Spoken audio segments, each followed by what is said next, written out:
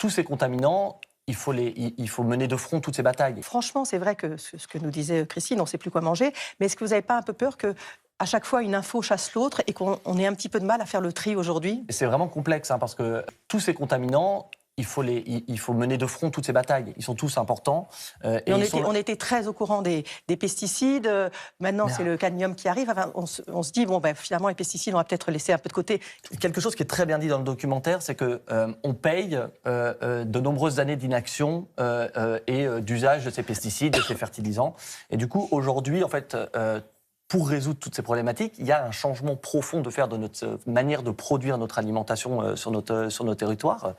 Et du coup, ça résout à la fois les pesticides, à la fois les questions de fertilisants. Ça résout plein de choses. Et du coup, c'est pour ça que c'est intéressant de les prendre aussi de front, parce que le problème, il n'est pas individuel, il est systémique, en fait, au fond.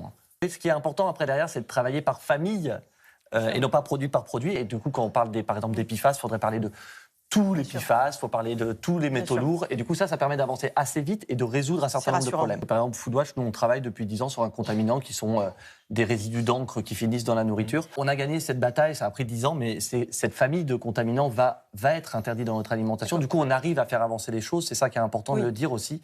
La mobilisation citoyenne, elle permet de faire changer. Les alertes scientifiques permettent de faire changer.